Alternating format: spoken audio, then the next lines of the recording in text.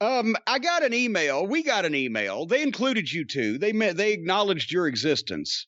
But the reason why I was going to read some of this, it's a lengthy email, but I'm going to read a bit of it. But they actually provided documentation, the actual documents and everything, the advertisement and the agreements and the whole 9 yards for this. So this is legitimate, because I didn't want anybody to accuse us of doing another one of these hearsay things, like when we had the email from the person who worked as an extra on the shoot at the Hardy compound, and that's where the House of Hardy's better half started getting all lippy with us, because we read that email and it was unflattering to her.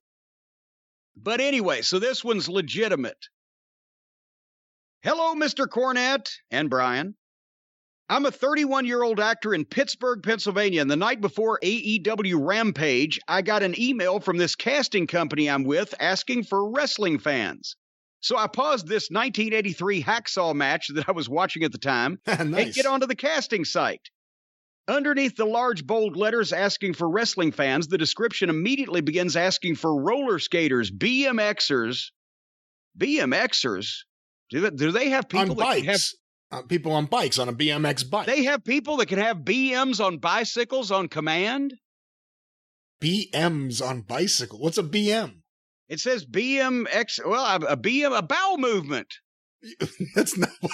They're riding a bicycle while they're taking a shit, and they can do it on command, and they hire themselves out for this line of work? What he means is they're looking for people who can ride a bike, a BMX, maybe like you see in the X Games. I've never seen the X Games. Anyway, roller skaters, BMXers, and skateboarders, and wrestling fans. Without thinking too much about it besides my face in front of a casting director, I pop on the studio lights and shoot a 45-second audition video as requested, basically introducing myself and my relationship to wrestling.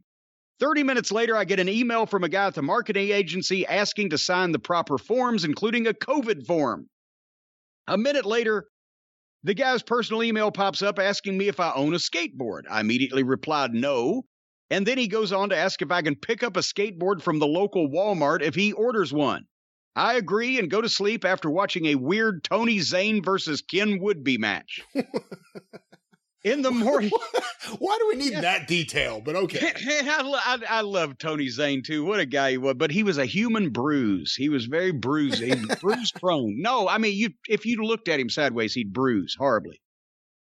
Anyway, in the morning, the guy says the Walmart lied and didn't ever have a board in stock. I suggest checking Target, and he fucking cancels the whole deal.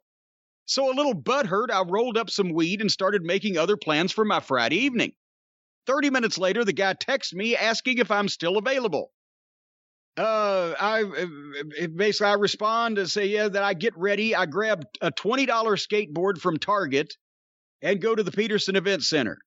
I check in, immediately get my face painted to match Darby's custom face paint. Remember, this was the deal where they had all the skateboarders they just came in like, I don't know, like rats from a sinking ship. Remember that? Well, yes, I remember that. But he walks back out into the 87-degree heat to really notice the talent I'm working with today. It seemed that I was only one of maybe 5 actors in the place because everyone else could actually ride and had owned their badass skateboards. After a couple of test shots, the cameraman throws on his skates. The cameraman's on skates now. And we start rolling. Because I'm a pro, I stay in the back and kind of off to the side, which allows me to be one of the first people to see the frosty-haired Darby Allin when he walks out of the building. Darby, being just as thin as you think he is, walks out with what looks like a wrestler, a tall guy of 240 pounds, long hair and beard. The lady calls cut and runs over to Darby. And the skaters start talking. They think the tall guy is the damn dude we were shooting for. On my dog's grave, I heard a guy say, "That big fucker can skate?" before another guy pointed to the nice board that Darby was holding.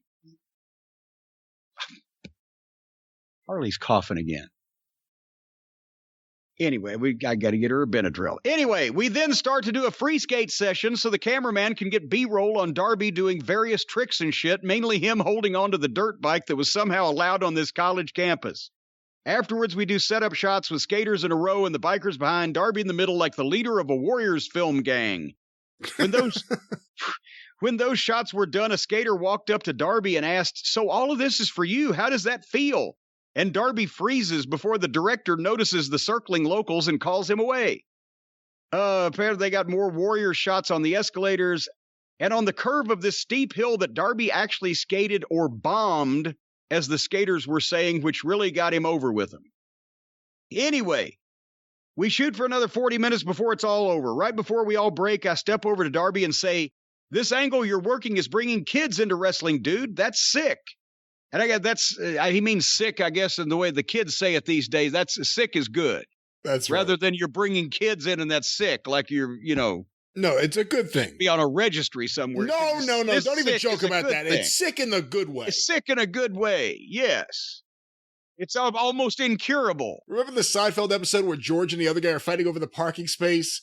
And Jerry found out the guy had called him a phony. And Jerry says, "You called me a phony." And the guy says, "I meant it in the good way." And he said, "Oh yeah, give me an example." And the guy goes, "Man, that Michael Jordan, he's so phony." It's the same thing here. Well, anyway, so it's sick. But Darby nods and kind of steps back looking at me. We shake hands and I start moving up the hill. From the corner of my eye, I notice Darby walking towards me. And he says to me, "I got a skateboard coming out with Death Wish on it. It's going to be sick. Watch out for it." All right. Okay. Well, there you go. Inside story of the Darby Allin shoot. And the more I hear of Darby Allin, the more I think if he just had somebody to talk to, Brian, to work out some of these wishes that he has to jump off of things for fun. I will say he probably should talk to someone, although whoever he's talking to for animated intros, that's a home run. The animated intros are good. Yeah, it's like right out of a Fleischer film. It's fantastic. Yes. As far as his However, the boy needs help. Life. The boy needs help. And he better get help. I almost got there before you turn around and pulled me right out of the bar. Folks, if you need somebody to talk to about issues going on in your life, BetterHelp is there for you. We read an email just a week or so ago on the program here from another one of the listeners who couldn't get scheduled to see anyone and within a month's notice and was at their wits' end and finally contacted BetterHelp and got scheduled within 48 hours, and it made a big difference. As we've mentioned, BetterHelp will assess your needs and match you with your own licensed professional therapist. You can start communicating in under 48 hours. It's professional counseling done securely online with a broad range of expertise that may not be available locally in many areas. And the service is available worldwide. So you can log into your account anytime, send a message to your counselor, get timely responses, weekly video or phone sessions if you like. Whatever the case, BetterHelp is committed to facilitating great therapeutic matches. And it's more affordable than traditional offline counseling. They want you to start living a happier life today. I want to do that same thing myself, but I have to continue to watch AEW. But you, however, are free to pursue a happy life by going to BetterHelp. That's HELP, BetterHelp.com/JCE for 10% off your first month's services. That's a special offer for the experienced listeners. BetterHelp.com/JCE. Join the over 1 million people taking charge of their mental health with the help of an experienced professional and not Darby Allin. Terms apply. No, they don't. There are no terms, ladies and gentlemen. No terms. This is just a flat statement.